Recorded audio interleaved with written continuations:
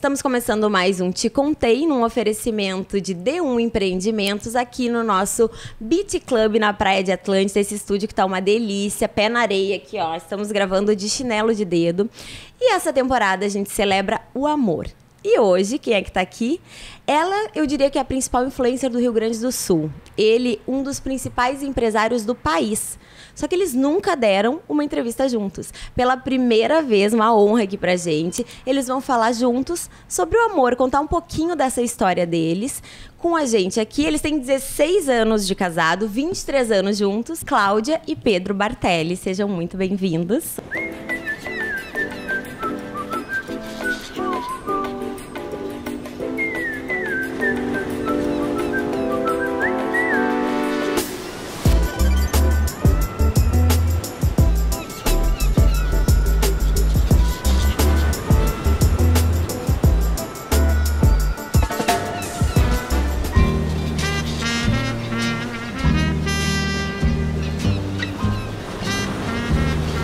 Obrigada. É a primeira entrevista do casal juntos, né? Isso, Cláudia? Aham. Primeira entrevista juntos. Pois é, por incrível que pareça.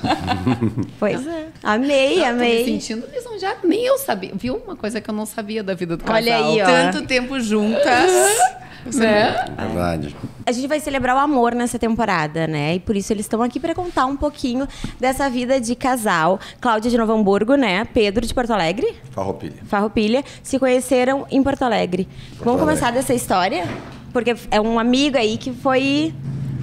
Vou começar a contar, porque a primeira que começa a contar é a versão verdadeira. Uma amiga me convidou para ir num churrasco em Porto Alegre. Eu tava naqueles dias que eu não queria sair de casa. E ela falou, não, vamos, porque eu tô sem companhia. E eu acabei num churrasco em Porto Alegre, na casa do Pedrinho Grandene. Né? O meu pai perguntou, mas quem que é? Eu falei, não sei, esses sobrenomes aí, mas eu não sei quem é. E fui. E nesse dia, a gente quase nem se viu, né? A gente não se lembra direito um do outro, porque... Eu fui lá para comer um churrasco, não tinha praticamente churrasco, passei fome praticamente. Era um chamariz, eu acho, para trazer todas as mulheres para aquela casa. Sim. É ou não é verdade? Verdade. Não, na verdade a gente fazia... Era uma casa no Rio, né? Nas ilhas do Guaíba ali. E nós fazíamos todo final de semana uns churrascos, umas festas... E tinha como se fosse uma boate dentro de casa, então estava escuro, né? E a Cláudia chegou com umas amigas, mas já tinha muita gente lá em casa. Eu lembro que a Cláudia foi apresentada para mim, ali perto da onde era um bar, onde tinha uma churrasqueira. E foi apresentada para outras pessoas, inclusive para o meu primo, para o Daniel, que a gente chama ele de Spock. E o Spock ficou conversando com ela a noite inteira. E eu estava... recebendo diversas pessoas e tal. E aí, na hora do outro dia, né, no domingo, o Daniel falou para mim, tu não viu aquela loira que estava lá e tal? Eu falei, não vi. Não vi direito e tal. E aí, ficou aquela conversa durante aquela semana e uma semana depois a gente foi na Chaos, que era a boate do Dado Beer. Aí eu vi quem era a loira. Ela é um pouco grande. Mas aí ela foi... o teu primo estava lá de novo? Na verdade, vários amigos estavam querendo conhecer. A loira. A loira. Era uma turma. A gente tinha uma turma de mulheres, de gurias, e eles tinham uma turma de guris. Mas eu fiquei amiga dele antes. Ele fala que isso não existe, que não era. Mas pra mim, eu sempre fui muito amiga de homens. Então, assim, eu tinha ele como um amigo. E nessa... Conta a história. Conta a tua história. Não, tu conta essa história. Então, aí, quando nós chegamos lá, eu vi a Cláudia, vi uma mulher muito bonita. E todos os amigos... Porque a gente não tinha namorado na época e tal, então a gente estava saindo na noite. E os amigos todos queriam conhecer mulheres e tal. E eu vi que todo mundo foi querer falar com a Cláudia. E aí eu tive que mudar um pouco a minha estratégia. Eu digo, se ela não queria conhecer ninguém... E eu vi que ela estava incomodada com tantas pessoas dando em cima dela. Foi uma noite que eu estava assim, mas que coisa, eu não posso dançar, eu queria me divertir, queria dançar. E daí eu lembro que eu já estava assim, farta, querendo ir embora. Daí eles tinham um camarote, eu peguei e sentei. O Pedro estava sentado E ele começou uma conversa super de amigo. Eu falei, graças a Deus, alguém que é só meu amigo. Ela achava, né? Foi uma boa abordagem. Foi uma estratégia boa. Bastante inteligente. Foi. Bastante inteligente. Depois a gente começou a se conhecer e tal. Isso foi, acho que julho, agosto. E a gente se ser. encontrava, jantava, toda a turma, se encontrava na ilha, se encontrava em boate. Encontrava pouco, né, naquela época. É. Porque depois a gente conseguiu fazer um jantar, onde você e a sua amiga foram, fui eu e o Biro, um amigo meu. Que não tinha nada a ver, não era casal, mas eram 4 pessoas. E a gente foi no Copipi. No Copipi. E do Copipi a gente foi de novo na Chaos. E aí fomos sozinhos na Chaos e aí ficamos um pouco mais amigos e tal. Amigos. E eu falei, nossa, que cara bacana, que cara legal, que cara divertido. E assim, eu já tava me encantando, mas eu não admitia. Né? E a gente tinha muitas coisas em comum. E nesse jantar do Copipi... Até se não tinha em comum, eu fazia ter. Então... Era tudo bem pensado.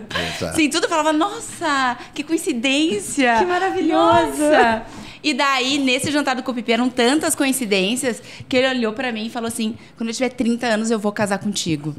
E eu assim, tá. Eu falei, tá brincando, né? Falando bobagem. E o Pedro era uma coisa assim que eu ficava chocada, porque ele entrava, tipo, na Chaos e vinha um monte de guria. Oi, Pedrinho. Eu falava, gente, essas mulheres não se dão valor. A Cíntia testemunha, viu muito disso. Nossa. Eu falava, gente, elas estão se jogando, o que é isso? E eu acho que foi uma coisa que foi crescendo, foi um amor que foi crescendo. E um dia, num jantar, bem depois, na ilha, na casa dele... Esse foi premeditado. Esse foi tudo. Daí também foi essa minha amiga, o Biro, a gente fez um jantar e acho que a gente tomou bastante vinho, a gente foi dar uma volta de barco.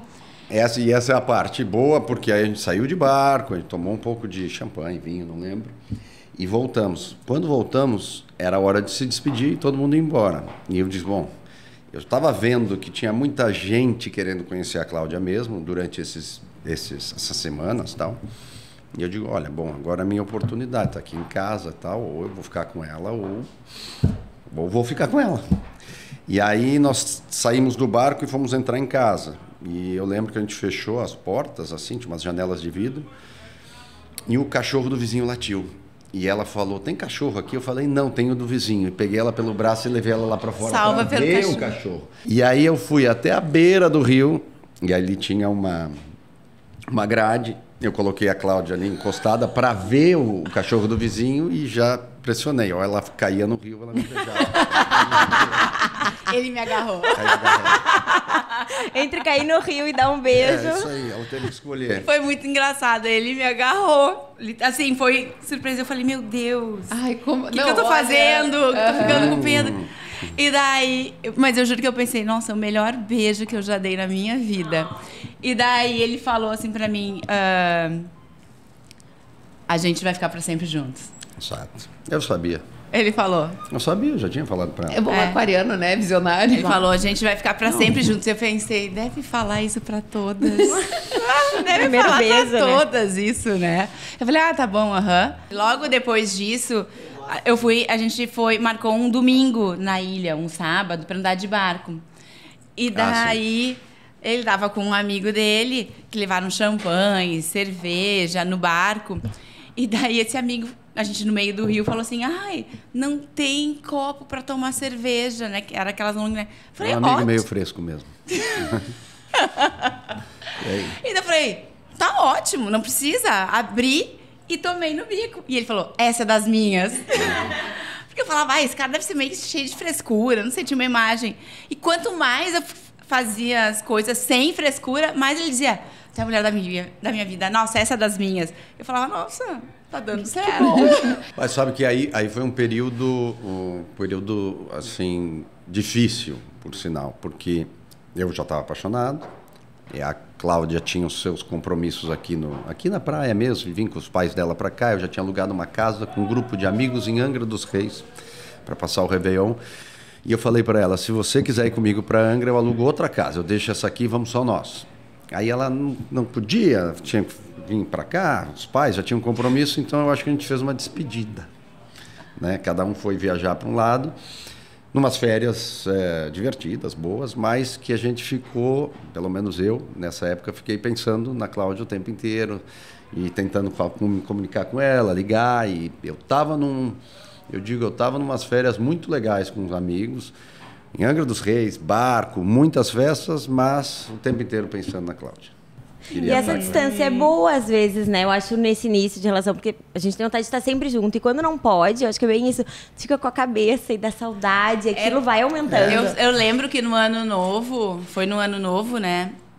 Aquela época era muito difícil de conseguir falar no celular, porque, não sei, dava congestionamento de linha. E ele tinha me ligado, a minha irmã chegou, o Pedro tá tentando falar contigo.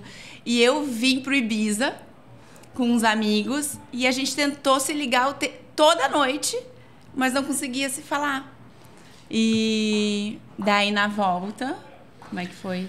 Aí na volta você tinha uma viagem para fazer, a gente já estava mais ou menos juntos e não tinha começado a namorar, mas já estava se ligando tal, e estava nessa de que, eu acho, né, naquela época, se nós íamos ou não ficar junto.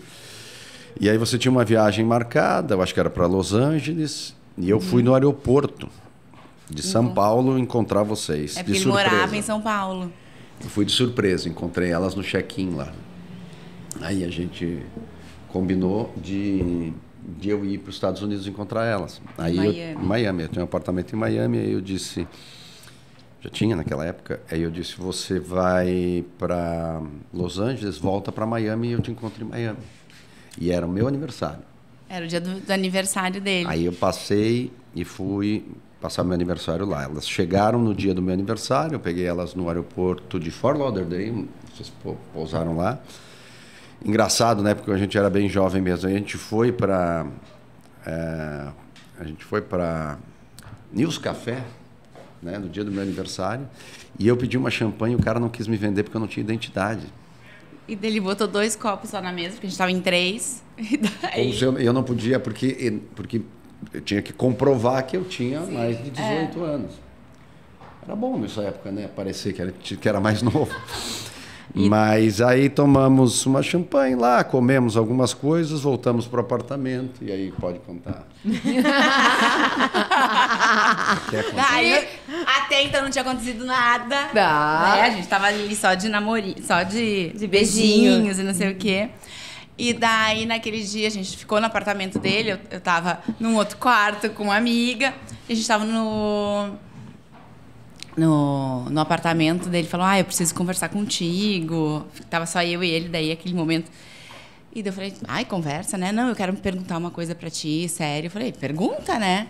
Dele, quero saber se tu quer namorar comigo. Eu falei, gente, ainda se pergunta isso? Eu já tava achando que tava namorando. Tu adorou que eu perguntei. Daí eu falei, eu preciso pensar. Ela conta uma vez por mês essa história. Eu tenho certeza. Mas eu acho que incrível, porque eu acho que foi a única vez que eu fui pedida em namoro. Eu acho que isso é tão bonito, tão bacana. Um cara te pedir em namoro, né? Em geral vai acontecendo quando vê, né? Então a gente realmente marcou o dia 1º de fevereiro como o dia oficial do nosso namoro. Dia 1º faz 23 anos de casado. De casados não, de namoro. Namoro, 15 de casados. E daí foi muito engraçado, porque eu falei pra ele assim, quando ele me pediu namoro, eu falei, olha, tua fama é péssima.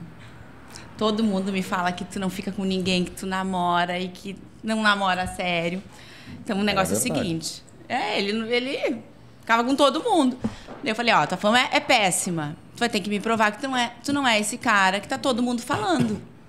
E daí foi muito bacana, porque ele me ligava 4 vezes por dia, 5 vezes por dia, dizendo assim, tô indo pro trabalho, tô voltando pro trabalho, tô indo almoçar, tô indo tomar banho, tô indo escovar dente, tô indo deitar na cama. Isso eu não lembro, não. Mas eu lembro. Isso eu não lembro. E daí eu fiz ele vir dormir na casa dos meus pais, eu fiz ele ir no jantar de futebol do meu pai, eu fiz ele jogar canastra. Futebol com o pai dela, era uma prova mesmo, de fogo, e ele ia cumprindo as provas. Jogar canastra com a mãe. Ai, não, sacanagem. E daí eu falei, esse guri é bom.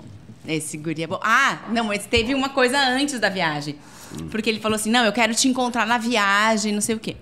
E daí eu falei, olha, não é bem assim, encontrar na viagem. Tu tem que, pelo menos, vir falar com meu pai. Só que eu tava jogando isso, tipo, de gozação. Porque eu falei, deixa eu ver até onde vai. No outro dia, ele tava lá na minha casa da praia, todo arrumadinho, de camisa polo. Ficou 2 horas conversando. Camisa polo, calça de sarja. Sapatinho. Ficou 2 horas conversando com meu pai. Foi muito se agradável a explicando. conversa com o teu pai. E canastra com a tua mãe também. Foi muito legal. Daí ele falou que ele estudava, que ele trabalhava, que ele tinha... Bom, contou a vida toda. Eu falei, esse guri é bom. Mostrou que ele era um bom partido, assim, né? Sou sério. Ele tava sou... se provando que ele tava se transformando num homem sério. Pois então, mais um parênteses antes disso, assim, tu era muito assediado, né, que a Cláudia falou. E vocês eram muito jovens, 24 anos é jovem, né? Pra já assumir um compromisso com essa ideia de seriedade, assim, vamos casar. Como é que... Tu não é ciumenta? Porque como é que tu lidava com os ciúmes? Porque ele ficava longe, tu foi amiga dele, tu sabia como é que funcionava. Eu vou te falar. Claro No que início, ele era mais ciumento do que eu. Eu sempre fui muito segura de mim. Tipo assim, ninguém é que nem eu. Ele nunca vai encontrar alguém igual a mim. Então, eu era muito segura. Eu não tinha esses ciúmes. Quando chegava, eu lembro de uma cena aqui na praia, de umas meninas chegarem, Pedrinho. Eu fiquei na minha e falei, eu não tenho que tomar atitude. Quem tem que tomar atitude e botar respeito é você. Então, eu sempre fui muito segura de mim. Eu sou muito segura nesse sentido. Mas eu sou uma pessoa ciumenta. Eu sou ciumenta. E o Pedro é ciumento? Eu que Acho que eu sou um pouco assisto. ciumento. Ele é... Cíntia responde essa pergunta. O que é assim? O Pedro é um pouco ciumento. eu tô na condição aqui de entrevistadora, jamais exporia um entrevistado, ele é super pouco ciumento. Eu vou dar um exemplo. Será que eu fui convincente? Eu vou dar um exemplo. Esses dias ele sonhou. Ele falou, tive um sonho horrível contigo. Horrível. Vai contar isso mesmo? Eu vou contar. Não, só pra exemplificar. Daí eu falei, que sonhou que eu morri? Não, muito pior. Sonhei que tu tinha me traído. Muito pior. Foi pior que morrer. Não, piada, viu? eu acho que eu vou dar o meu veredito como Eu acho que é testemunha, importante. assim. Eu acho que não é uma questão de ciúmes deles, é uma questão de respeito, assim. E eles são muito parecidos nisso, assim. É uma coisa... Observem, desde o início da entrevista, a troca de olhares. Com o tempo, não, me corrijam se vocês não concordam, mas a gente vai ficando mais seguro, mas se tiver algum ciúme, ele também é mais forte, porque daí pegou em alguma coisa que a gente não gosta. O que é difícil de acontecer, porque a gente já sabe, né? Eu não vou fazer algo que tu não gosta. Claro. Então... Eu sempre penso, você precisa se colocar no lugar do outro. Você gostaria que eu fizesse isso ou tivesse essa atitude? Não, então não faça. Eu comecei a trabalhar e aí conheci a Cláudia, comecei a trabalhar mais, que eu corri, trabalhei simultaneamente. E aí começou uma vida bem corrida também, porque a gente morava em Porto Alegre, se conheceu em Porto Alegre. Eu fui morar em São Paulo. A Cláudia ficou em Porto Alegre, depois a Cláudia foi para São Paulo. Aí eu fui para Nova York. Eu não estava fugindo de ti, não, tá? Não. Eu estava em Porto Alegre, daí tu foi morar em Nova York. Daí eu passei um tempo contigo em Nova York e tu foi morar em Buenos Aires. Daí eu fui morar em São Paulo. São Paulo. E aí depois ficou um tempo comigo em Buenos Buenos Aires, Aires. voltou para São Paulo. Conta essa história, tu adora. Tá, mas só pra que momento tu saiu de novo? Porque tu morava em Novo Hamburgo ainda. Quando Eu me vocês formei em conheceram. psicologia, trabalhei 1 ano com meu pai. E daí eu falei... Não. Eu trabalhava, eu cuidava do setor de RH da empresa dele. E daí eu fui morar em São Paulo. Fui fazer desenho de moda, fui fazer primeiro administração, depois fui fazer desenho de moda. E daí a gente já estava assim, um namoro, querendo mais. Eu fui morar com ele em Buenos Aires 1 ano. Daí eu vou contar a história, então. Daí, Isso, ela adora contar essa história, a versão é verdadeira, tá, pessoal? É Eu não vou verdadeira. contestar. Que ela Daí adora. a gente estava morando em Exatamente. Buenos Aires já há 1 ano. E eu falei, e aí? Estamos morando juntos, não E vamos há quantos casar? anos vocês já estavam A juntos? gente estava morando há 4 anos. Namorando há 4 anos. Nós já estamos praticamente casados, não vamos casar? Meu sonho sempre foi casar, né? E ele olhou pra mim e falou, e se eu te disser que eu não quero casar? Eu quero ficar assim, juntos, mas eu não quero casar. Nossa, e ele falou assim, tu vai ficar comigo? Eu engoli aquilo a seco. Eu falei, bom, eu amo ele, eu te amo, eu não tô num relacionamento pra casar, eu tô porque eu amo a pessoa. Eu falei, mas o negócio é o seguinte, então tá, vamos continuar como tá? Então tá, não quer casar? Então tá, eu te amo. Mas eu não vou mais morar aqui em Buenos Aires, estou voltando para São Paulo, vou fazer meu curso de design de moda e vou voltar. Mas como assim? Falei, olha, a gente não é casado, não te deu satisfação. E eu vou voltar para São Paulo. Um mês depois, ele chegou em São Paulo e falou, vamos procurar um apartamento juntos, não sei o quê. Eu falei, tá bom. 3 meses depois, ele me pediu em casamento. E daí ele falou que foi um teste para ver se eu ia ficar realmente com ele, assim. A pergunta na época. Não é teste, foi uma pergunta. Ele falou, foi um teste para ver se tu ia ficar comigo mesmo. Passei. Passou. Ele passou no primeiro, tu passou lá atrás. Também teve que pedir tua mão pro teu pai, se eu não me engano, né? Ah, não, daí isso foi uma surpresa. Foi uma solenidade, assim, foi legal. Não, isso foi lindo. A gente resolveu casar, eu digo, tá, vamos fazer. Era aniversário da minha irmã em São Paulo, de 15 anos, e eu convidei os pais da Cláudia para ir nessa festa de aniversário, e eles estavam, acho que num hotel, aí quando eles chegaram em casa, a gente morava num prédio bem legal, uma varanda grande assim, eu preparei a varanda lá para pedir ela em casamento. Não, foi muito bacana, porque o meu pai chegou e a gente morava numa casa que nem tinha muitos móveis, nem nada. A gente se mudou para um apartamento e tinha uma mesinha na varanda e a gente tinha 4 taças de champanhe. E a gente abriu a champanhe. E daí meu pai foi fazer o brinde para tipo assim, ai, parabéns pela casa nova. E meu pai foi fazer o brinde, o Pedro, não, hoje, seu Paulo, eu não vou deixar o senhor fazer o brinde, quem quer fazer o brinde sou eu, porque eu quero... Daí ele começou a dar um discurso, porque desde que eu conheci a Cláudia, é verdade, né? Eu sabia que ela era a mulher da minha vida, que eu ia casar com ela desde... gente! Eu sei que eu vou ficar com ela pro resto da vida. Olha, eu tô me emocionando. E daí ele falou, eu quero pedir a mão dela em casamento. Bom, daí ninguém começou... Meu pai também não conseguiu falar, se emocionou, porque meu pai... Ele falou, eu só vou responder com um abraço. E daí foi lindo, assim, porque... Daí todo mundo se abraçou, não sei o que. Daí ele falou, linda, vai pegar mais champanhe lá na geladeira pra gente encher os copos. Daí eu fui, daí quando eu voltei, tinha uma caixinha... com a aliança em cima da minha cadeira. Ai, que amor, que foi surpresa. Foi bonitinho, foi. Foi legal. Você Porque o pai chorou muito, Chorou. Foi legal. Dali a gente foi jantar num restaurante, encontramos uns amigos, pilotos também. Lembra que mandaram uma champanhe para nós na nossa mesa, porque perguntaram por que nós estávamos, tipo, rindo, comemorando, se era algum tipo de comemoração. Eu acho que a gente, na época, não lembro direito, eu acho que falei... sim, acabei de pedir a Cláudia em casamento. Tu é um homem romântico? Até hoje? Sim. Ele é. Sim. Que legal. Acho que sim. Romântico sim. e família. Muito. Eu fiquei bonito de ver. uma dúvida agora que não é da relação de vocês. Tu corria, tu parou de correr por quê? Eu fiz o automobilismo sério, né? Hoje em dia se começa antes, mas eu comecei com 13 para 14 anos. E aí fui campeão brasileiro 2 vezes, de Fórmula Ford, Chevrolet, vice-campeão sul-americano de Fórmula 3. Eu tinha uma carreira promissora, né? Assim, mas eu conto uma história de que eu tinha começado a trabalhar e que as pessoas me diziam que eu era o filho mais velho, que tinha que assumir os negócios da família e tal. Essa é uma história que eu conto que influenciou, mas a verdade mesmo é que eu estava um pouco cansado de passar 15 dias do mês fora, ou treinando ou correndo, e era bem jovem, tinha 22 anos na época, perdendo as melhores festas, querendo conhecer muitas pessoas e tal, então eu disse, vou ficar 1 ano fora. E eu tinha comprado um apartamento em Londres, eu ia morar em Londres para correr o campeonato lá na Inglaterra. E desisti, assim, naquele ano, eu disse, vou ficar 1 ano fora para ver o que acontece. E o meu pai sempre me apoiou muito em tudo. Eu dizia, pai, eu quero fazer isso. Ele, tá, vai lá e faz. Quero correr de carro, então vai. Quero abrir as lojas, vai. Ele sempre me apoiou bastante. Acho que me disse poucos nãos. Podia ter me dito algumas coisas. Acabou não influenciando nas minhas decisões.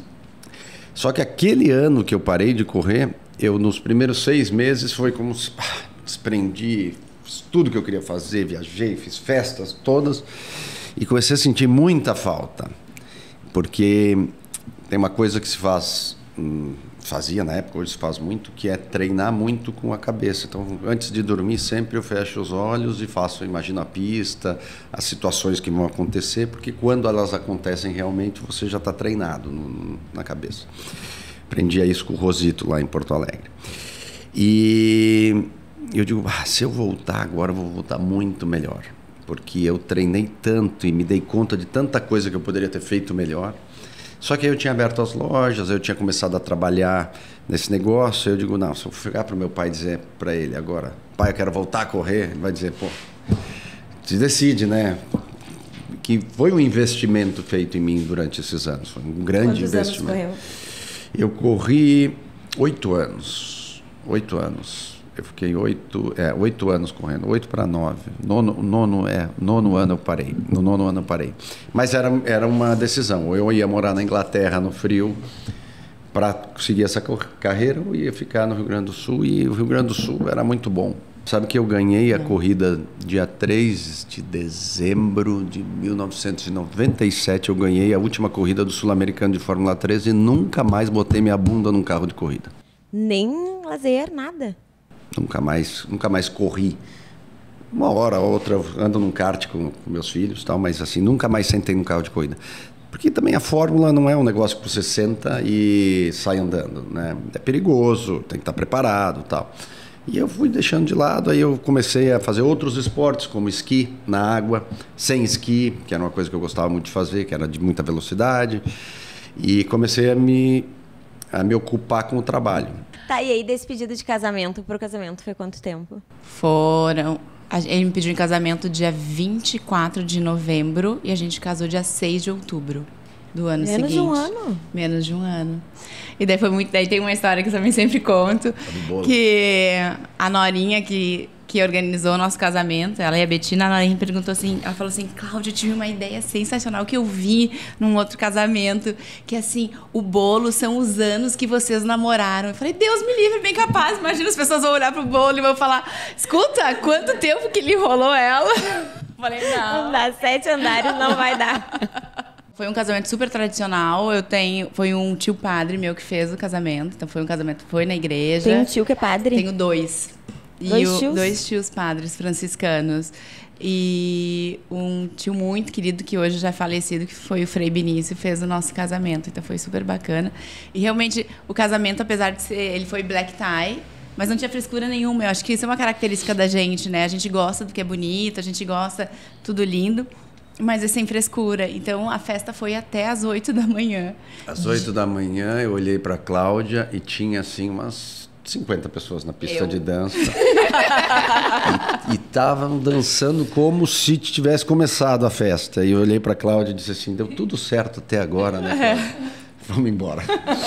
Não, mas o garoto deu tudo certo até o final, porque eu fui uma das que últimas foi no embora. Country Club. E eu lembro de a gente estar dançando e ver as pessoas indo jogar golfe e tal. Já estava começando o dia, né? E foi na igreja? Foi. Em qual igreja? Pedro. E depois a festa. São Pedro. São Pedro foi o batizado dos meninos. Foi a São José. São José, lá no centro. E a lua de mel foi onde? A lua de mel foi Paris, Veneza e Paris. Paris, Veneza, Paris. É. E tem um caso bem legal aí. Eu trabalhava muito e tal. Não é que trabalhava muito, mas eu sempre achei que trabalhava muito, né? Depois a gente vai passando por etapas da vida, a gente se dá conta que agora a gente trabalha muito. Mas eu tinha um telefone e eu acabava usando muito ele, porque eu tinha que falar com muitas pessoas e tal, e eu via que isso, ela não estava reclamando de nada, mas eu via que isso estava incomodando um pouco a lua de mel. E aí nós estávamos em Veneza, no Cipriani, e o garçom veio trazer 2 copos de Prosecco pra gente, enquanto a gente estava esperando a mesa. O meu telefone estava em cima de uma mesinha e ele derrubou o copo em cima do meu telefone e estragou o meu telefone. Curtiram muito. Foi muito bom. Nesse período, tu já trabalhava nas empresas da família? Já. Sim. E tu casou já querendo, quero ter filho? Tu é uma mulher programada, assim, ou não? Tu foi vivendo aquilo até dar um instinto Não, a gente materno? casou e daí eu liberei. Já pensando em ter filho, porque a gente já estava muito tempo juntos, né? A gente já tinha vivido um monte. A gente já era casado, a gente já tinha uma vida de casados, né? A gente morou juntos em Buenos Aires por 1 ano. E toda essa época de namoro, que foram 6 anos, mesmo a gente morando longe, a gente se via todo final de semana. Não é que era assim, a gente se via uma vez por mês.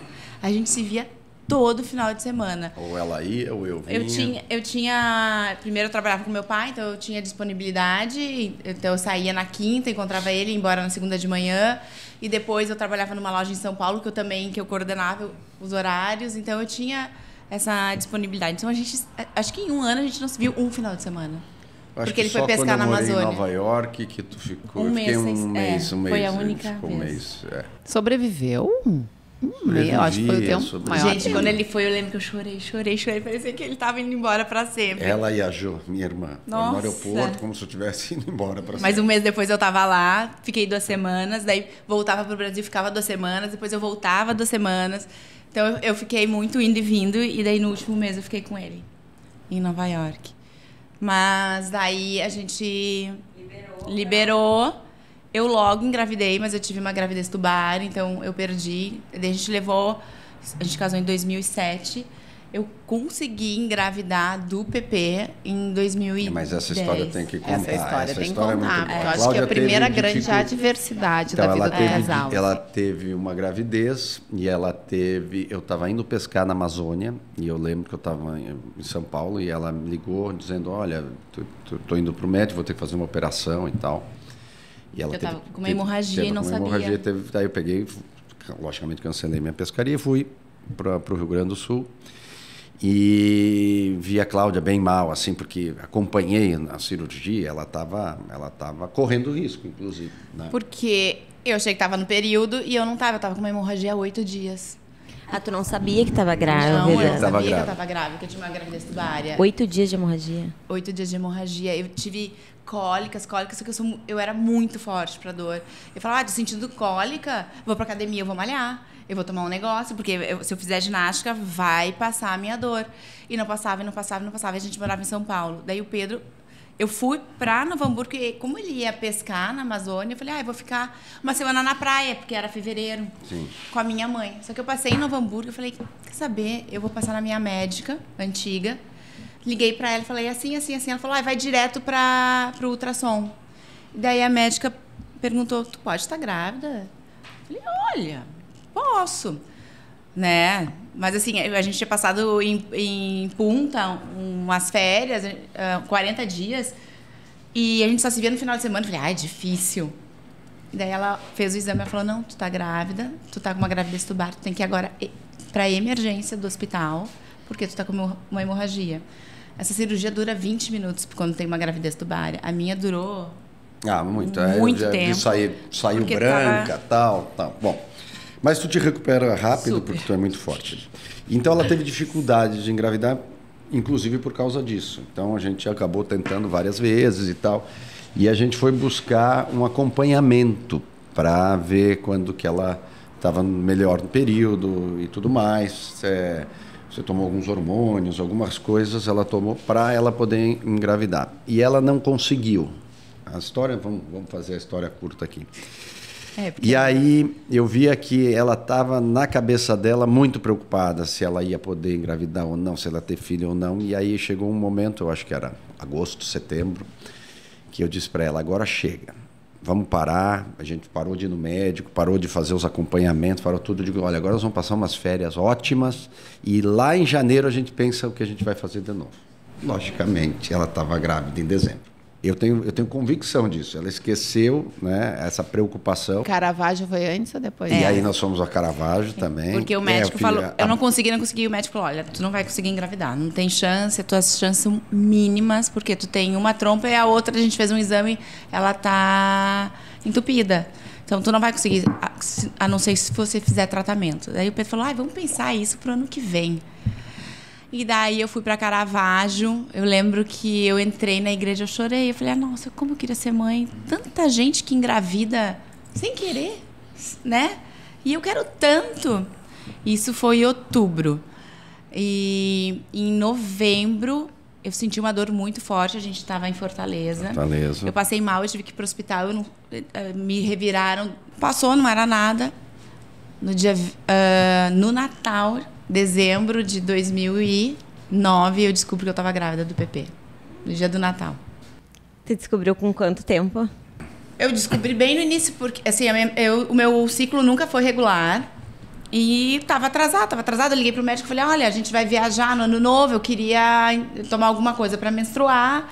E ele falou, ai, toma, mas de repente espera um pouco, não sei o quê. Eu tava na academia, eu lembro, falei, eu vou tomar hoje, mas vou fazer um exame de gravidez só por descargo. Mas eu sabia que era impossível.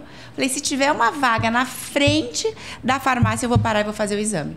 Vou comprar. Tinha uma vaga na frente da farmácia, peguei o exame, fui para casa, fiz o exame e joguei assim, porque eu já sabia que... Daqui a pouco eu olho e falo, meu Deus, 2 risquinhos. Eu ligo pro Pedro e falo, Pedro, eu fiz o teste, eu acho que eu tô grávida. Ele, como? Tipo assim, é impossível, era impossível. Sim. E daí eu liguei pro médico e ele falou, vem aqui que a gente tem que fazer o exame de sangue. Daí fui fazer o exame de sangue e de manhã, assim, ele falou, às 3 da tarde tá pronto. Eram 3h30, eu ligo, eu falei, escuta. Ele falou, estragou o negócio do hospital, acho que só amanhã. E eu falei, meu Deus. Daí, no outro dia, que era a véspera de Natal, ele me ligou e falou, que presente de Natal. Você tá super grávida. Nossa. E daí eu falei, é um menino, porque é presente do menino Jesus. E tu caiu no choro, vocês? Assim, Não. foi, tipo assim, Foi uma felicidade. Eu falei, o dia do meu casamento foi o dia mais feliz da minha vida, tá? Porque acho que casar com o amor da sua vida não tem nada mais importante. Mas o descobrimento da gravidez é uma felicidade que não termina. Não é um dia. É aquele dia, então, assim, depois do casamento é uma coisa e é todo dia, né?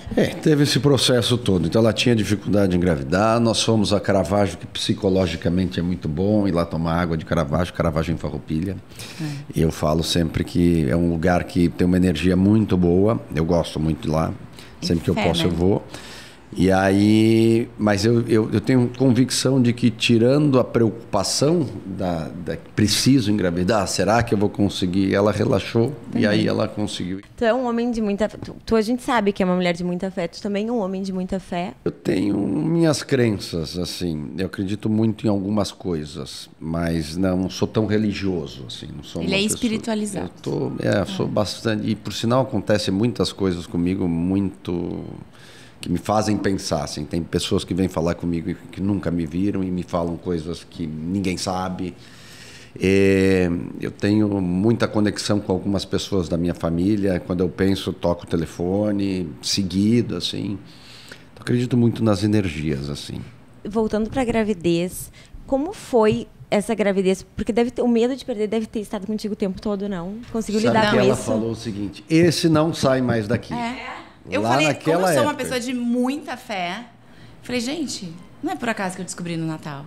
É presente do menino Jesus. É um menino. Essa criança não vai sair daqui antes de 9 meses. E foi uma gravidez perfeita, sem nada, assim, maravilhosa. Que tu conseguiu curtir, porque eu imaginei que ele ia ficar tensa, com medo. Eu tenho muita fé, eu sou muito confiante, muito segura. Depois que eu acredito...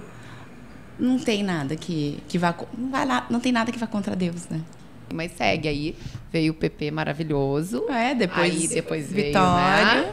Veio, aí veio o PP e a gente continuou indo nesse médico para nos ajudar os acompanhamentos e tudo. E ele mesmo falou, olha, vocês vão querer ter mais um filho. E aí, olha, é bom que vocês assim. E continuou nos sugerindo que fizesse, né, um tratamento para que ela pudesse engravidar e tal. Mas o Vitória, a gente sabe o dia que a gente, inclusive, porque daí fez o Vitória, a gente fez um acompanhamento. Sabia quando é que eu tava ovulando e tudo. E, tipo, Pedro, é hoje. Não pode, assim, aquela coisa é agora, vem pra casa. Sim. Então, o Vitória... E qual é a diferença de idade deles? 3 anos. 3 anos. Quase 3, né?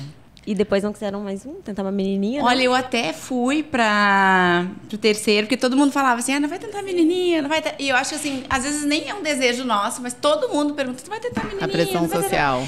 E o Vitória era uma criança muito intensa, muito ativa, que, assim, ele demandava muito e ele queria muito eu. O Vitória, até hoje, ele é muito grudado em mim. E eu tava bem cansada no primeiro ano. Mas eu fui pro terceiro. Acho que no terceiro mês que veio a menstruação, eu me dei conta, falei assim, escuta, eu comecei a chorar. Falei, mas eu tô chorando de tristeza ou de alívio? Falei, ai, foi de alívio. Gente, meu coração tá preenchido. Eu tenho 2 mãos, eu não preciso de menina. Os meninos preencheram meu coração. Filho é filho. Filho é filho. E daí a gente... E como é que vocês são com a criação deles? Tu falou que teu pai podia talvez ter te dito mais nãos, né? Não, meu pai é nota 10, assim, não tenho nada para reclamar do meu pai, mas ele me dizia muitos sims. Separou da minha mãe muito cedo, eu tinha 8 anos, né? Mas foi um pai presente, mas morava em outras casas e tudo, então a gente acabou tendo uma criação muito mais do lado da minha mãe, e o pai era uma figura que me inspirava, que me falava sobre todas as coisas, mas foi uma pessoa que sempre me apoiou nas minhas decisões. Eu vejo que muitos pais acabam dizendo mais não, e ele me disse quase nenhum, eu acho. Eu não lembro de algum não. Assim, ele poderia, não que me dito não, mas ele poderia ter dito, tá bom, tu vai correr ou não vai correr? Você vai querer voltar para isso ou não vai querer?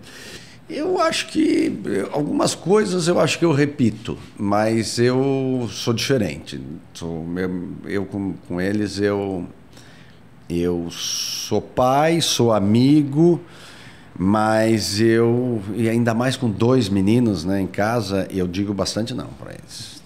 Eu digo muitos não, eu preciso dizer muitos não. A gente precisa. Para você educar, você precisa dizer não, né? Você precisa botar limite, porque dar limite dá amor.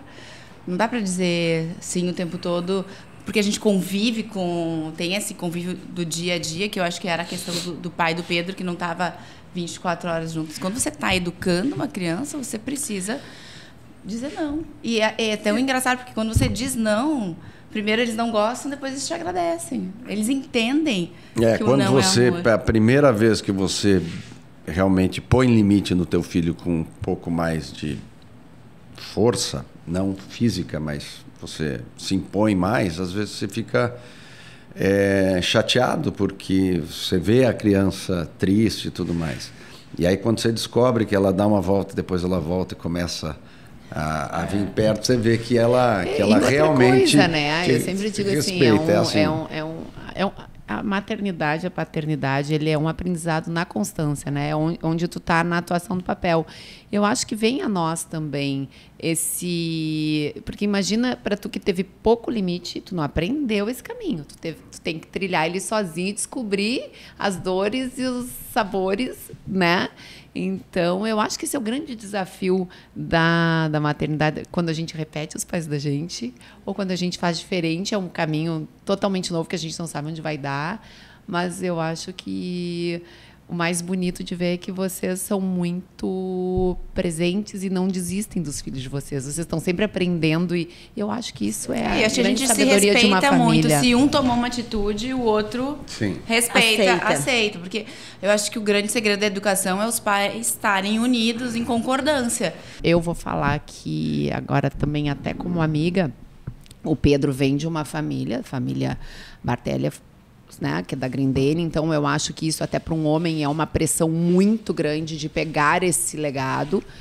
E hoje, né, ele assumiu a Vulcabras, que é da família mais, me corrijam se eu estou errada nas minhas colocações, mas da família do pai do Pedro, né, que tem um irmão gêmeo, o Alexandre, e o Pedrinho explodiu com a Vulcabras, e a gente assiste isso praticamente desde o dia 1, o que é muito bonito de se ver, é muito legal. Ele inspira, inclusive, os amigos no entorno, que se aconselham bastante com ele, junto Cláudia Bartelli, hoje considerado uma das maiores influencers, que é uma profissão bem reconhecida hoje, com certeza a maior influencer do Rio Grande do Sul, nesse processo de ascensão da mídia digital. Então, traga um pouco isso dentro da relação, porque eu acho que isso é bem legal, assim. Estava falando antes que eu achava que eu trabalhava. Eu sempre achei que quando eu fui encarar algum desafio maior, eu fui me dando conta que eu precisava aprender cada vez mais. E a Cláudia acompanhou todas essas fases. acompanhou a fase de ir para a Argentina e era positivo. Apesar de a Argentina ter entrado numa crise muito grande, era uma reestruturação que precisava ser feita lá na Argentina, na empresa que a gente comprou e pegou a licença da Reebok lá também. Então fui para lá. Aí voltei, nós voltamos para São Paulo, a gente comprou a Azaleia. A Vulcabras compra a Azaleia, vira a Vulcabras Azaleia. Aí me dei conta que tinha muitas coisas que eu não sabia. E foi um período um pouco difícil, muito difícil para a Cláudia, porque a Cláudia teve que voltar para Novo Hamburgo. E ela estava acostumada com Nova York, com São Paulo, e ela voltou para Novo Hamburgo e não tinha muito que fazer. E aí eu fiquei um ano... Estava estudando moda em São Paulo, fui para Novo Hamburgo. Ficamos um ano em Novo Hamburgo, aí eu digo, não, vamos pelo menos para Porto Alegre, porque Porto Alegre é maior e tal, e eu faço esse trajeto de carro. Mas essa parte, eu até tá pronto, já tenho uma palestra feita, eu tenho várias palestras lá dentro da Vulcabras, mas tem uma de reestruturação que é bem legal, porque tudo que a gente tinha feito, eu participado ao longo desses anos, foram coisas que foram bem ou mal, mas nada muito difícil de fazer. E a Vulcabras, em 2011, ela entrou numa crise muito profunda, muito forte.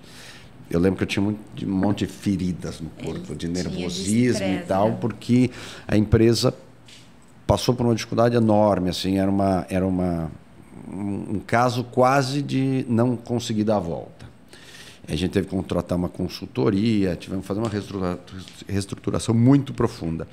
E nesse momento foi realmente onde eu acho que eu me desenvolvi mais, aprendi mais, porque eu tive que participar com a consultoria da reestruturação e depois me tornar o presidente da empresa. Então a gente tirou uma empresa que tinha uma dívida muito grande, estava dando muito prejuízo, para uma empresa que hoje é a melhor empresa de calçados do Brasil. Mas eu, como presidente, aí me desenvolvi muito. E foram fases que a Cláudia aqui acompanhou de perto e nós sofremos bastante durante algum tempo. Mas eu acho que eu conseguia também não trazer muita coisa para casa, sabe? Mas foi uma época muito difícil. Por mais que a família tenha muito patrimônio, a família seja uma família grande, esta empresa estava colocando em risco, inclusive, uma parte do nosso patrimônio importante, porque ela podia quebrar, ela podia ter que honrar com seus compromissos, que a gente sempre honraria, e isso poderia ter dado uma outra condição para nós como família mesmo. Aí passamos por isso e depois tem uma história muito boa. 2015 para cá a história começa a ficar muito boa, a empresa começa a andar muito bem. E o que foi essa engrenada, assim, aquisição de alguma... Na verdade, foi uma reorganização mesmo? A gente montou... Eu gosto muito de lidar com as pessoas e eu acho que eu tenho um dom realmente de identificar as pessoas e motivá-las, e acho que uma das minhas habilidades são de convencer as pessoas, de montar time e tudo mais. Então montamos um time muito bom e transformamos um pouco a mentalidade da empresa. As empresas de calçado no Brasil sempre foram muito industriais. A indústria impondo no mercado uma estratégia. Então produzia e depois vendia. Então é complexo, mas é simples de explicar. Nós mudamos, nós nos tornamos um gestor de marcas que tem uma indústria como um grande diferencial competitivo, mais orientada ao mercado. Então, primeiro, o que o consumidor quer? Muita inteligência de mercado, muito análise de venda, de produto, planejamento de longo prazo. A empresa foi se profissionalizando. Então, ela se tornou uma empresa muito mais segura, uma empresa muito mais orientada ao mercado e muito mais estudada. Então, nasci, né, em Farroupilha, vendo meu pai, meu tio na Grendene, e eu lembro que nessas épocas também tinha muita tentativa e erro, né? Você fazia um produto e via se dava certo ou não. Hoje na Vulcabras a gente tem convicção do que a gente lança. Algumas coisas funcionam menos, outras mais, mas não tem, assim, vamos ver o que acontece. É tudo muito bem estudado. E tu, Cláudia, a gente estava lembrando, né, que eu entrevistei a Cláudia há 10 anos, não lembro. Era o início da tua relação com a F-Hits, né? Era o início do meu blog. Do teu blog. Pois é, a gente lembrou agora. Porque eu comecei em 2011, escrevendo pro blog da Alice Ferraz. Eu tinha uma coluna semanal sobre tendências de moda e look do dia. Eu engravidei do Vitório, eu fiquei muito enjoada com o Vitório. E eu falei, ai, não estou conseguindo, eu tô passando mal, eu preciso de um tempo. E a Alice falou, não, para e vamos ver, né? Eu falei, nossa, desisti de um negócio que eu gostava. Bom, acho que quando o Vitório tinha 1 ano, a Alice me liga, eu estava em São Paulo, eu lembro disso como se fosse ontem. Eu estava lá no Fazano, no hotel, ela me liga e fala, Cláudia, fiz uma pesquisa, o teu nome ainda é o que mais influencia no Rio Grande do Sul e eu quero que você volte, mas eu quero que você volte como influenciadora. Esse termo nem existia, né, porque era blogueira. Eu quero que você volte como uma influenciadora e que você tenha o seu próprio blog, Cláudia Bartelli. Eu vou te dar tudo que você precisar para você começar e vamos começar a trabalhar. Não existia Instagram ainda, existia só o blog. E aí, daí eu comecei a escrever o blog sobre moda, sobre filantropia, sobre viagem, sobre lifestyle. E assim começou essa minha carreira. E começaram a surgir, as influenciadoras eram muito poucas ainda. Eu lembro que assim, tinha muita dificuldade no Rio Grande do Sul, porque as pessoas não entendiam o que era influenciador. Em São Paulo se entendia. Então, eu comecei a trabalhar muito mais em São Paulo do que no Rio Grande do Sul, porque no Rio Grande do Sul as pessoas dizem, eu te dou uma peça de roupa e tu faz um post. Não entendiam como um trabalho. Era um jabá, né? Era uma coisa... Eu não pago minhas compras no supermercado com peças de roupas. Hoje não, hoje as pessoas entendem isso, mas eu comecei num momento que a gente era quase jornalistas, assim, porque a gente ia para a semana de moda, a gente fotografava, a gente que escrevia no blog, era conteúdo, não era só uma foto. Realmente a gente escrevia. Eu lembro de chegar à noite no hotel, depois de vários desfiles, de vários compromissos, de vários receios, e tinha que escrever, e estava exausta. Daí lembrava que não tinha nem comida durante o dia. E era uma coisa que não era tão glamuroso como é hoje. A gente vê todas essas produções, superproduções. E é uma construção também, né? Até do teu trabalho, eu imagino. Claro. Eu tinha envolvimento com moda, porque eu tinha estudado moda, tinha feito desenho de moda. A Alice me conhecia de uma loja que eu trabalhava em São Paulo. Então, as coisas foram... A gente se encontrou em Porto Alegre, num Dona Fashion, num jantar que fizeram. E daí a gente conversou e ela me convidou. E isso foi crescendo, né? E eu sempre fui muito verdadeira, sempre muito espontânea. As pessoas que me vêem no Instagram é realmente a Cláudia Bartelli, que elas estão vendo, não é um personagem. A Cíntia pode falar, porque realmente é essa pessoa. E a gente vai amadurecendo também, né? As coisas. E era muito engraçado, porque teve uma passagem profissional, eu acho, que aconteceu na minha vida. Eu não mostrava muito os meus filhos, eu não mostrava muito a minha vida, eu mostrava um retrato 3x4 e muito do trabalho. Quando eu tive o câncer e que eu resolvi contar publicamente que eu estava passando por essa doença, eu acho que ali foi um divisor de águas, que ali eu realmente me mostrei. Eu me senti, nossa, eu nunca falei da minha vida pessoal, assim, mostrava alguns detalhes, algumas coisas, e ali realmente... eu mostrei tudo que eu estava passando. A Cláudia, no preto no branco, nua e crua, sem cabelo, sem maquiagem, doente, fazendo quimioterapia. E ali foi um salto que as pessoas começaram a me seguir, começaram a torcer e rezar. E, sim, já tinha um crescimento, né? Eu já era uma pessoa reconhecida e tudo, mas ali eu acho que foi uma eu acompanho muito isso também, porque a gente usa muito na Vulcabras a influência dos influenciadores de tênis, por exemplo, tal. E a Cláudia tem uma... Ela como é que se diz essa palavra? No meio você tem muita engajamento. Ela tem um engajamento muito grande. Então, assim, não é a quantidade... Tem muitos seguidores, tem tudo, mas ela vende, né? Ela rentabiliza bastante o que ela faz. Realmente... impressiona quando a gente acompanha alguma coisa que ela usa ou indica. Mas eu acho que também é muito por essa verdade, né? Se ela está fazendo, inclusive a gente sempre fala sobre isso, você não vai fazer aquilo lá porque não é tua cara, não é verdade. Então eu acho que ela tem muito desse negócio. E tem uma coisa engraçada aqui que eu falo, porque isso é um negócio, né? E ela ganha dinheiro com isso, ganha um bom dinheiro com isso, mas o que eu acho melhor, olhando para o meu lado, é o quanto eu não preciso mais comprar vestido, por exemplo. Eu não lembro quando a última vez que eu tive que comprar um vestido, porque ela ganha todos.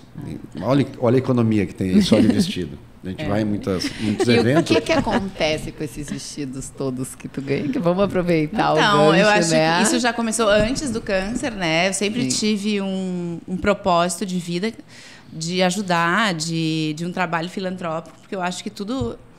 A minha profissão só tem sentido se ela fizer o bem a alguém, se eu influenciar de uma forma verdadeira e ajudar essa pessoa que está do outro lado do celular. Porque senão fica muito raso falar só de moda. Não, é um mercado maravilhoso, tem muitos empregos, muita gente trabalhando, mas eu falar só de moda, para mim, fica muito raso. Eu preciso falar sobre mais e ajudar gente. O meu trabalho precisa ajudar gente que não tem a condição que a gente tem. Eu falo, eu sou tão abençoada, eu tenho tanta saúde, né? Tenho filhos com saúde, um marido que me ama, né? Condições de vida maravilhosas. Então, eu preciso ajudar. Então, antes do câncer e depois, todas as minhas roupas que eu não uso ou que eu faço posts são doadas para um bazar beneficente, que é o Bazar Cláudia Bartelli and Friends, que hoje virou realmente um fenômeno, né? Eu tenho certeza que é o maior bazar beneficente, 100% beneficente, que a gente doa tudo, é o maior do Brasil. O último, a gente arrecadou R$1.104.000, passaram 6.000 pessoas pelo bazar, e a gente ajuda a Casa de Apoio Madriana, que recebe pessoas que estão passando por tratamento de câncer ou esperando um transplante. Você ajuda através do brechó, mas você ajuda o dia inteiro também. É normal, né, o dia inteiro. E o que é mais legal desse teu negócio do brechó, não é só o brechó é o evento, né? Mas é a influência que tu tem, tuas amigas, a Cíntia, todo mundo que participa, com as outras pessoas, porque tu está influenciando outras pessoas a fazerem coisas também. E a gente vê uma corrente muito... E é muito... Sabe que tem uma positiva. coisa que eu vou até trazer ao ar, que eu vou contar no ar, que se escuta, né? E aqui a gente gosta muito de trabalhar com a verdade. Mas eles com tantas condições, por que eles não pegam esse dinheiro e doam? Que eu já tenho certeza. Ninguém fica dizendo tudo que está doando todo o tempo, né? Então tenho certeza que é. Mas doar é fácil. Infinitas. Eu falo, mas eu vou tirar a tua mas oportunidade uma coisa, de ajudar. Aí isso é que tá assim, que às vezes a nossa mentalidade ela nos limita um pouco. É que eu falo, quando você faz um trabalho desses, você pode doar dinheiro, mas você não muda a cultura de uma cidade, de um estado, de um país. Se eu trabalho como uma influenciadora, meu trabalho é influenciar pessoas. Nesse trabalho fica tão bonito, as pessoas se engajam tanto, é uma energia tão maravilhosa, que a gente está influenciando outras pessoas de outros lugares, de outras cidades, a fazerem o mesmo. Eu falo, a gente não tem que ficar esperando por governo. A gente pode fazer, a gente pode mudar a realidade. Se todo mundo se der as mãos, se a gente fizer uma grande corrente do bem, a gente muda a realidade de um país. Não dá para ficar sentado e pensando, eu posso ajudar. Não, a gente muda a realidade. É incrível e todo mundo quer participar e todo mundo quer doar, quer fazer parte desse movimento do bem. Então, é muito lindo de fazer parte, de inspirar e de influenciar. A minha profissão é influenciar. Então, eu preciso mostrar que isso é maravilhoso. E, gurias, o Juvenil não tá pequeno já pro bazar. Tá. Pois é. Tá, né? Tá pequeno. A gente está estudando o que A fazer. gente tá estudando porque assim, o Juvenil é maravilhoso. A gente começou numa salinha pequena do Juvenil, depois a gente foi aumentando. A gente tá com os 2 salões maiores e tá pequeno. E no último, a gente não conseguiu abrir para todo mundo porque a gente tem uma limitação, né? A gente tem bombeiros, tem uma organização, então assim, tem uma limitação de pessoas que podem entrar nesse salão. A gente poderia ter vendido o dobro, que a gente arrecadou 19 mil peças. Isso é muito. A gente poderia vender muito mais, só que assim, fisicamente foi impossível. O próximo vai ter que ser num lugar maior. Acho que vai ter Mas surpresas. eu acho que nós devemos estar indo para o fim, mas eu acho que é legal falar dessa passagem da Cláudia aqui, porque a gente está falando de relacionamento, dessa passagem da Cláudia pela diversidade do câncer, porque sabe que muita gente... durante ou depois também vinha falar comigo, pô, que bom, que legal que você fez, que você ajudou, que você estava junto. Eu digo, mas como? As pessoas não ficam juntos, né? As pessoas não se apoiam. E foi um ano, assim, muito difícil, mas foi um ano em que a gente... Eu acho que em todos os momentos tinha convicção de que iria dar certo, que iria sair. Eu acho que a minha parte sempre foi... Ela é muito positiva, a Cláudia se cura sozinha, eu falo assim, mas quando ela caía um pouquinho, a gente sempre ia lá empurrar um pouquinho ela para frente. E passou. E claro, isso tudo, eu acho que se a Cláudia quiser contar alguma coisa, ela conta, mas todo mundo fala que sempre quando passa por uma adversidade muda as coisas e tal, e muda mesmo, né? Acho que a nossa vida mudou bastante, a Cláudia mudou bastante. Nós começamos a falar aqui sobre ciúme, sobre isso. Eu acho que essas coisas menores, elas vão todas embora. E a gente fica... Hoje a gente, eu acho que vive até melhor do que a gente vivia antes dela ter isso, porque foi uma fase que a gente acabou se conhecendo mais ainda e começou a ver o que tinha realmente valor nas coisas e tudo. Então, eu costumo dizer hoje... Eu sou preocupado com o trabalho, tenho muito, mas eu falo uma coisa, eu não rejeito mais uma viagem. Todas as viagens que a gente quer fazer, a gente faz. Né? Essa coisa do amor, né? Quando a gente é diagnosticado com câncer, a gente se dá conta que a gente pode morrer a qualquer momento, né? A gente tem uma proximidade com a morte, com um diagnóstico desse, né? E o Pedro foi fundamental. Isso que ele falou, as pessoas perguntam, né? E o Pedro é uma exceção, infelizmente, porque tem pesquisas que mostram que no momento de adversidade é aí que acontecem as separações. Mas eu acho que a gente foi ao contrário, a gente teve uma união tão grande, o Pedro foi fundamental para mim. Foi bem, né? Conseguimos... Ele não saiu nem um minuto do meu lado. E foi uma força tão grande, quando eu caía... Ele falava para mim, cadê aquela pessoa positiva? Aí eu falava, realmente, eu sou positiva, eu sou forte. E ele me trazia do fundo do poço. E quando eu estava perdendo o cabelo, eu falava, meu Deus, eu tô feia, eu tô sem nenhum cabelo, nenhum pelo, eu tô branca, eu tô... E ele olhava para mim e falava, tu tá linda. Eu falava, gente, ele não tá me vendo. Ele não tá vendo. Eu falei... Mas tava bonito, cabelo curto ficou bonita. Ficou bonita. Eu falei, ele tá olhando realmente quem eu sou por dentro. Isso é amor. E quando você ama realmente uma pessoa, de verdade, o amor só fortalece, né? A gente fica mais unido. Eu acho que não tem o que nos abale, né? Porque aí foi demais. Foi... Mas tá bom essa aí, né? Não precisa Não, nada outra, já tá bem. Amém. Não. Gente, a gente está indo para o final, mas eu tenho uma dúvida agora, um assunto mais leve. Essa questão das influencers, né? Tu tem que tirar muita foto, tu tem que fazer isso. O Pedro te ajuda ou é um saco, assim, nas viagens? Como é que vocês lidam com isso? Porque é uma reclamação comum dos namorados, dos maridos, né? Não, a gente tem um certo acordo, né? E sabe que você tocou num assunto importante, porque eu acho que lá para o início, bate foto aqui, eu não gostava. Hoje eu acho que ela separa muito bem, porque ela tem uns momentos onde ela faz a produção, faz tudo e não depende de mim. Claro que eu bato uma foto ou outra aqui numa viagem, mas eu acho que a gente sabe separar. Eu não gosto muito de ficar fazendo foto. Mas é que eu tenho uma coisa muito clara na minha cabeça. Isso é meu trabalho. Então, quando eu vou viajar de férias, eu estou de férias. Então, eu levo muito pouco trabalho. Tem gente que vai viajar e leva... dezenas de trabalho para suas férias. Você não descansa, você precisa descansar. E acho que depois do câncer, eu tive essa aprendizagem. Quando a gente está viajando, eu quero estar com ele. Então, claro, às vezes precisa de um look, alguma coisa. Eu tento levar o mínimo possível. Só realmente o que é de verdade, o que eu vou usar.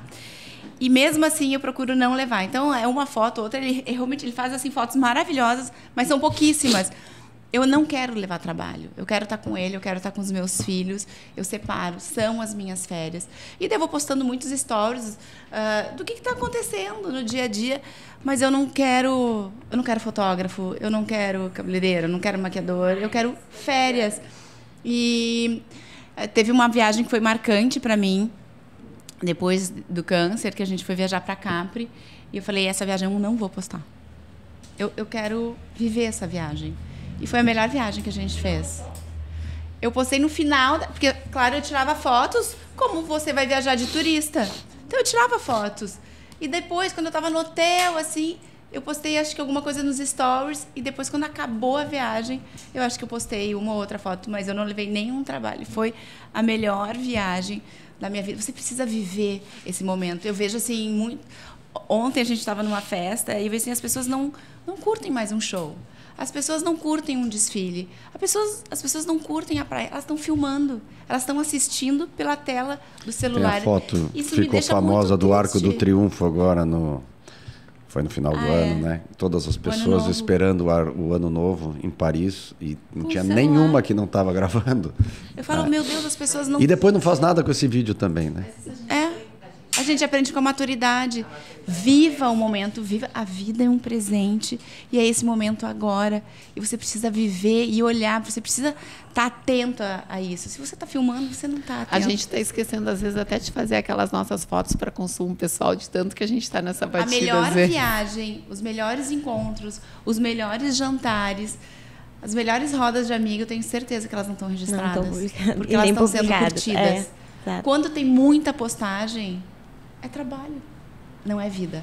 Mas tu consegue não estar produzida, assim, pra ti é natural? Ou tu te coloca essa obrigação que tu precisa sempre estar alinhada? Porque sempre vai ter alguém que talvez queira fotografar, ou porque Não tu é uma pessoa mente, conhecida. não Eu não vou mente. mentir, pra mim estar arrumada é um prazer. Eu aprendi Ela desde... acorda e acordo. e daqui a pouco ela já está com cílios, já está com toda a pronta. Mas é teu É isso. meu, eu gosto disso, é um carinho Eu não comigo. vejo a Cláudia de pijama em casa. Sério? Só na hora de dormir. Só na hora Reza a de lenda, dormir. mentira, esse porque negócio até eu que já é vi a Cláudia de sábado ou pijama, domingo que ela Pedrinho. acordar e ela, vou na sala de pijama, nunca vi. Não vai. é meu. É um prazer, é diferente disso que É a gente um tá falando, prazer. que foi a Sandy falou, que foi muito Não. discutido, que ela falou que ela não consegue sair sem estar muito produzida, com medo que alguém a fotografe, e aquela foto, ela tem pavor da ideia, né, de se imaginar com o rosto. Não, porque porque é teu isso. Gente, eu passei por um câncer, eu me mostrei sem cabelo, eu me mostrei sem cílios, eu me mostrei... não tenho medo disso. Mas claro que durante o câncer também eu me olhava, quando eu acordava de manhã, eu me olhava no espelho e falava, essa pessoa não sou eu. Essa pessoa eu vou ter que resgatar a Cláudia. E daí eu me maquiava, daí eu botava cílios, daí eu botava peruca. E isso me dava prazer, porque eu acho que é um carinho que você faz com você. Você passar, não precisa estar maquiada, mas você passar uns cílios, passar um batom, passar um protetor com cor, arrumar o seu cabelo, é um carinho com você e um carinho com quem está com você. Porque eu sempre penso, quando você está namorando alguém, você vai se arrumar para se encontrar com essa pessoa. Depois que você casar, você não vai mais se arrumar? Por que os casamentos acabam? Porque as pessoas relaxam. Porque elas... não precisa. Eu acho que isso é um E não é só cuidado. a pessoa em si, é tudo, né? É que a Cláudia é um pouco diferente, assim. Conheço poucas casas, ou quase nenhuma.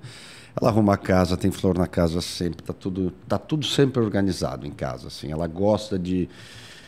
A Cláudia Ela esteta, curte, né? ela Nata. curte isso, tu sabe? Flor, por exemplo, não tem, a nossa casa não lembro de ter visto um dia que ela não tenha flores na casa, ou não tem os arranjos todos arrumados.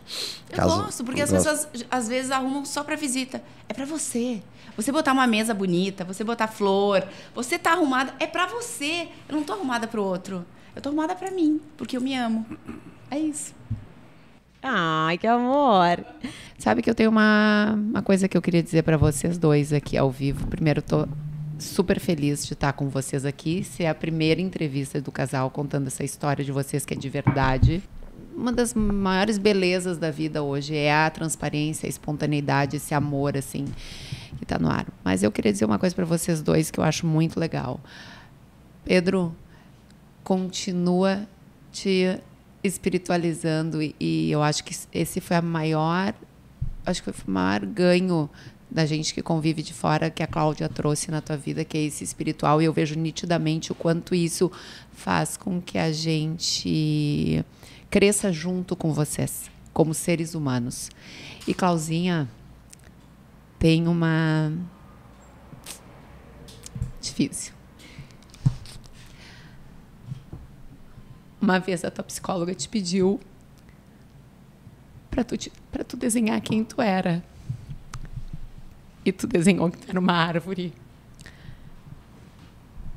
Essa árvore tem raízes bem sólidas. Isso eu acho muito bom. Mas ela era uma árvore imóvel ali, parada. E eu acho que o Pedro trouxe na vida da Clau foi esse jardim cheio de flores, que são as pessoas, que é uma coisa que sempre tu buscou. E eu acho que esse é o que mais reverbera de vocês, sabe? Essa troca, essa sinergia. Assistam toda a entrevista, vocês vão ver mão na mão, porque eu ando com eles há 20 anos quase, mas é mão na mão, olho no olho. Essa coisa que a gente busca cada vez mais na humanidade, porque é uma questão de humanidade. O que aqui está materializado em cima desse casal maravilhoso, de uma família linda, e que a gente tem a satisfação, o privilégio e a bênção de compartilhar de todos os momentos. E eu concordo contigo, Pedrinho. Na tristeza, poxa, deveria ser a lógica da vida. Mas o melhor que tem é ver vocês dois brilhar, é ver vocês dois crescer, é ver essa bênção toda que vem de vocês, e que Deus dê cada vez mais e mais e mais para vocês, começando pela saúde. É muito bom. Muito, muito obrigado ter vocês aqui no Te Contei. E minha amiga, da mesma forma que eu abraço as tuas causas, eu fico muito feliz que tu tá abraçando uma causinha nossa aqui, que tá aí começando. E eu vou encerrar minha fala assim, senão eu vou começar a chorar. Eu acho que assim seja, né? Porque eu acho que assim falou tudo. E realmente, assim, vocês são um casal especial, assim, de verdade. Eu não vou falar muito, eu acho que tá todo mundo meio emocionado aqui. A gente só tem a agradecer de vocês estarem aqui hoje com a gente. Obrigada a vocês. Um prazer. Obrigada.